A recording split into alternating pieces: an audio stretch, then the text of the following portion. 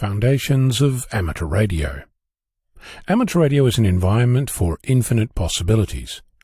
I've spoken about the way that contacts can happen, seemingly out of the blue, how propagation has so many variables it's hard to predict what will happen at any given moment. During a contest, you might scan up and down the bands looking for an elusive multiplier, a contact that's worth extra points, or a missing DXCC country in your quest to contact 100 or more. It's easy to get swept away in the excitement and disappointment that comes with success and failure. I'm mentioning this because it's pretty much how many people in our community go about their hobby, me included.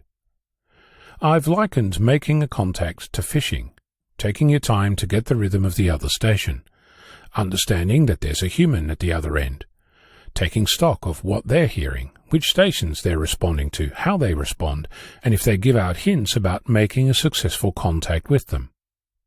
The other day I came across a request to decode some Morse on an image showing long and short lines joined together in some form to serve an artistic purpose. Others pointed out that this wasn't Morse. I took an extra moment to point out that Morse had 4 individual attributes. It has a dit, a da, a spacing between the letters, and a spacing between the words, and since this image didn't have that, it couldn't be Morse code.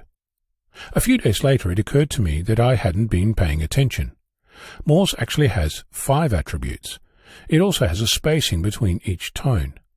I updated my answer and began to think about this interaction. It's not the first time that I've stopped to consider what's happening. For example, if I change bands on FTA to digital mode that is very helpful for determining current propagation, I have a look at the level of activity.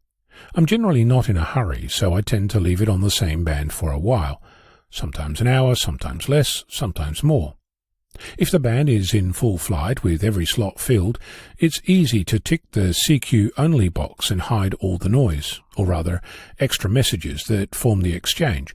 But sometimes that noise has a whole lot of interesting information. You can determine if one of the stations calling CQ is actually answering anyone, or if they're just an alligator, all mouth, no ears. You can see individual people attempting to get each other's attention, making a local or a long-distance contact. You can type in an interesting grid locator that accompanies most CQ calls and see just how far it is from you and in which direction. I will also point out that using FTA to observe a so-called dead band can be just as illustrative. It allows you to see signals in the waterfall. It decodes things that are barely visible and will give you a feel for how your station at that location on that band at that time is performing in real time. For example, it showed me that the squelch on my radio was turned on and blocking any chance of receiving weak signals, something that I wouldn't have noticed if I hadn't taken the time to observe. Another example, during a contest I often take some time to listen to a pile-up that surrounds a massive station to see what stations I can hear, who is coming in strong and who is coming in weak. I keep a mental or actual note of what cracks the S-meter with an indication of signal strength and what only turns up as audio, perfectly readable but not exciting the needle in any way.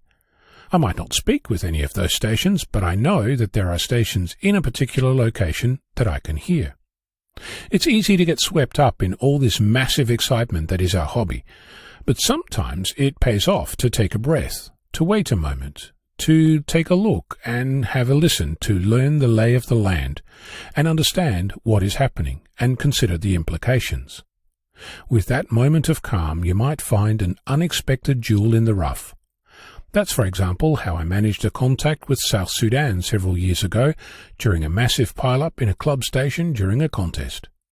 I'd love to hear what you have stumbled upon serendipitously like that. You can always get in touch. cq@vk6flab.com is my address. I'm Ono, Victor Kilo 6, Foxtrot Lima, Alpha Bravo.